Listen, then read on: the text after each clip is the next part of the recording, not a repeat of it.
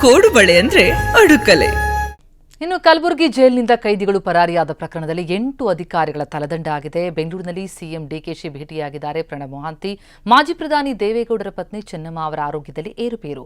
SIR ವೇಳಾಪಟ್ಟಿ ಬದಲಾಯಿಸಿದ ಚುನಾವಣಾ ಆಯೋಗ. ಎಲ್ಲ ಸುದ್ದಿ ನೋಡ್ತಾ ಹೋಗೋಣ ಸಮಗ್ರ ನ್ಯೂಸ್ ಟಾಪ್ 9ನಲ್ಲಿ.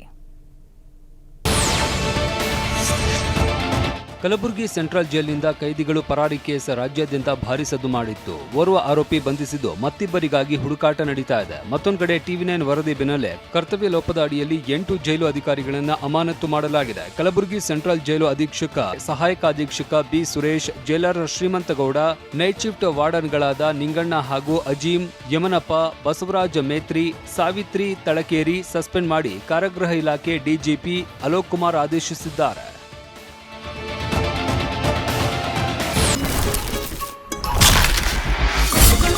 ಸಾಂಪ್ರದಾಯಿಕ ರೆಸಿಪಿ, ಮತ್ತಷ್ಟು ಬೇಕೆನಿಸುವ ರುಚಿ. ಕೋಡುಬಳೆ ಅಂದ್ರೆ ಅಡುಕಲೆ. ಮುಖ್ಯಮಂತ್ರಿ ಡಿಕೆ ಶಿವಕುಮಾರ್ ಅನ್ನ ಸಿಐಡಿ ಮುಖ್ಯಸ್ಥ ಪ್ರಣಬ್ ಮೊಹಾಂತಿ ಭೇಟಿಯಾಗಿದ್ದಾರೆ. ಬೆಂಗಳೂರಿನ ಸದಾಶಿವನಗರದ ಸಿಎಂ ನಿವಾಸದಲ್ಲಿ ಭೇಟಿಯಾಗಿದ್ರು. ಬಳಿಕ ಸಿಎಂ ಕಾರಿನಲ್ಲಿ ಎಚ್ಎಲ್ನತ್ತ ತೆರಳಿದ್ದಾರೆ.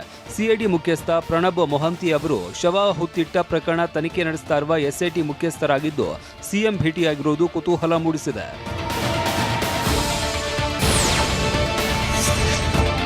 ಮಾಜಿ ಪ್ರಧಾನಿ ದೇವೇಗೌಡರ ಪತ್ನಿ ಚೆನ್ನಮ್ಮ ಆರೋಗ್ಯದಲ್ಲಿ ಏರುಪೇರಾಗಿದೆ. ಉಸಿರಾಟದ ತೊಂದರೆಯಿಂದ ಬಳಲ್ತಾ ಇದ್ದ ಚೆನ್ನಮ್ಮರನ್ನ ರಾತ್ರಿ 8:30ಕ್ಕೆ ಬೆಂಗಳೂರಿನ ಮಣಿಪಾಲ್ ಆಸ್ಪತ್ರೆಗೆ ಕರೆತರಲಾಯಿತು.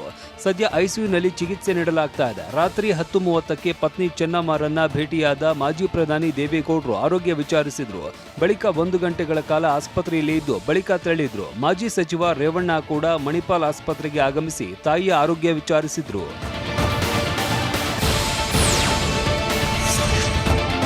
ಕಾಮಗಾರಿ ಮಾಡದೆ 72 ಕೋಟಿ ರೂಪಾಯಿ ಅವ್ಯವಹಾರ ಆರೋಪ ಕೇಳಿಬಂದಿದೆ. ಈ ಸಂಬಂಧ ಕೆಆರ್ಡಿಎಲ್ ಕಾರ್ಯನಿರ್ವಾಹಕ ಇಂಜಿನಿಯರ್ ಚಿಂಚೋಳ್ಕರ್ ಹಾಗೂ ಗುತ್ತಿಗೆದಾರ ದೇವರಾಜ್ ರೇಷ್ಮೆನನ್ನ ಲೋಕಾಯುಕ್ತ ಅಧಿಕಾರಿಗಳು ಬಂಧಿಸಿದ್ದಾರೆ. 5 ವರ್ಷಗಳ ಹಿಂದೆ ಕೊಪ್ಪಳ ಜಿಲ್ಲೆಯಲ್ಲಿ ಆರೋಪಿಗಳು 72 ಕೋಟಿ ರೂಪಾಯಿ ಅವ್ಯವಹಾರ ನಡೆಸಿದ್ರು.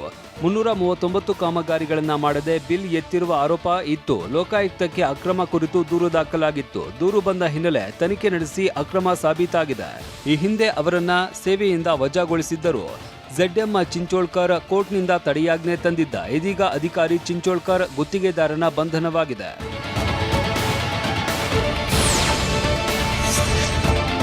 ರಾಜ್ಯ ಚುನಾವಣಾ ಆಯೋಗವು ಎಸ್ಐಆರ್ ವೇಳಾಪಟ್ಟಿ ಬದಲಾಯಿಸಿದೆ. ಬಿಎಲ್ಒಗಳಿಂದ ಮನೆ ಮನೆಗೆ ಭೇಟಿ ನೀಡುವ ಅವಧಿಯನ್ನ ಆಗಸ್ಟ್ 8ರವರೆಗೆ ವಿಸ್ತರಣೆ ಮಾಡಲಾಗಿದೆ. ಮತದಾರರ ಡ್ರಾಫ್ಟ್ ಪಟ್ಟಿ ಆಗಸ್ಟ್ 17ಕ್ಕೆ ಪ್ರಕಟವಾಗಲಿದೆ. ಅಂತಿಮ ಮತದಾರರ ಪಟ್ಟಿ ಅಕ್ಟೋಬರ್ 19ಕ್ಕೆ ಪ್ರಕಟ ಮಾಡಲಾಗಿದೆ. ಇದೀಗ ಚುನಾವಣಾ ಆಯೋಗ ಪರಿಷ್ಕೃತ ವೇಳಾಪಟ್ಟಿ ಪ್ರಕಟಿಸಿದೆ.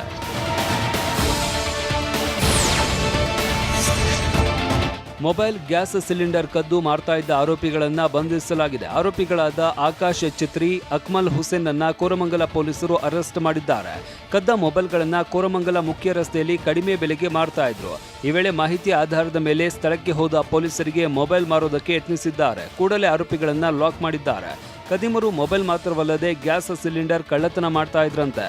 ಬಂಧಿತರಿಂದ 7 ಲಕ್ಷ ಮೌಲ್ಯದ 30 ಫೋನ್, 10 ಸಿಲಿಂಡರ್, 1 ಬೈಕ್ ವಶಪಡಿಸಿಕೊಳ್ಳಲಾಗಿದೆ.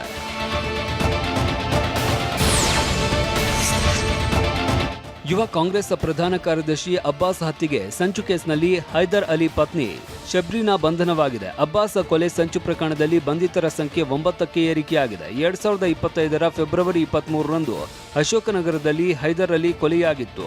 ಹೈದರ್ ಅಲಿ ಕೊಲೆಗೆ ಪ್ರತೀಕಾರವಾಗಿ ಅಬ್ಬಾಸ್ ಹತ್ಯೆಗೆ ಸಂಚು ರೂಪಿಸಲಾಗಿತ್ತು. ಅಬ್ಬಾಸ್ ಹತ್ಯೆ ಸಂಚನ್ನ ಬೆಂಗಳೂರಿನ ಸಿಸಿಬಿ ಪೊಲೀಸರು ಭೇದಿಸಿದ್ದು, ಅಬ್ಬಾಸ್ ಹತ್ಯೆಗೆ ಸಂಚು ಕೇಸ್ನಲ್ಲಿ 8 ಜನರು ಹಾಗೂ 30 ಮಾರಕಾಸ್ತ್ರ ವಶಕ್ಕೆ ಪಡೆದಿದ್ದರು. ಇದೀಗ ಹೈದರ್ ಅಲಿ ಪತ್ನಿ ಶಬ್ರೀನಾ ಲಾಕ್ ಆಗಿದ್ದಾಳೆ.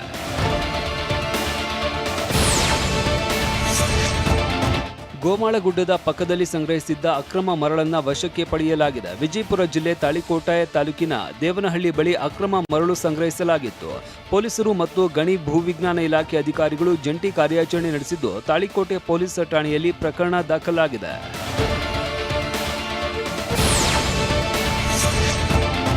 ಭಾರತ ಮತ್ತು ಯುನೈಟೆಡ್ ಕಿಂಗ್ಡಮ್ ನಡುವಿನ ಮುಕ್ತ ವ್ಯಾಪಾರ ಒಪ್ಪಂದ ಅನುಷ್ಠಾನಕ್ಕೆ ಬಂದಿದೆ ಅಂತ ಸಚಿವ ಎಂಬಿ ಪಾಟೀಲ್ ಹೇಳಿದ್ದಾರೆ. ಉದ್ದಿಮೆದಾರರಿಗೆ ಏರ್ಪಡಿಸಿದ್ದ ಸಂತೋಷ ಕೂಟದಲ್ಲಿ ಮಾತನಾಡಿದ ಅವರು, ಈ ಒಪ್ಪಂದದಿಂದಾಗಿ ಭಾರತದ 99% ಉತ್ಪನ್ನಗಳು ಸುಂಕರಹಿತವಾಗಿ ಬ್ರಿಟನ್ ಮಾರುಕಟ್ಟೆ ಪ್ರವೇಶಿಸಲಿವೆ. ರಾಜ್ಯವು ಮುಂಚೂಣಿಯಲ್ಲಿರುವ ಎಲ್ಲಾ ವಲಯಗಳು ಈ ಒಪ್ಪಂದದ ವ್ಯಾಪ್ತಿಯಲ್ಲಿ ಇವೆ. ಅಲ್ಲದೆ ಯುನೈಟೆಡ್ ಕಿಂಗ್ಡಮ್ನ ವಿಶ್ವವಿದ್ಯಾಲಯಗಳು ಮತ್ತು ತಮ್ಮಲ್ಲಿನ ಉದ್ಯಮಗಳ ನಡುವೆ ಹೆಚ್ಚು ಸಹಭಾಗಿತ್ವಕ್ಕೆ ಮುಂದಾಗಲಿದ್ದೇವೆ. ಇದರಿಂದ ಕೌಶಲ್ಯಾಭಿವೃದ್ಧಿ, ಸಂಶೋಧನೆ ಮತ್ತು ಜಂಟಿ ನಾವೀನ್ಯತೆಗೆ ಪ್ರೋತ್ಸಾಹ ಸಿಗಲಿದೆ ಅಂತ ಸಚಿವ ಎಂಬಿ ಪಾಟೀಲ್ ಹೇಳಿದ್ದಾರೆ. 5 universities are coming to Karnataka, Liverpool, and it so happened that when we were in London, we thought about having a round table of all British universities. ಕೋಡುಬಳೆ ಅಂದ್ರೆ ಅಡುಕಲೆ.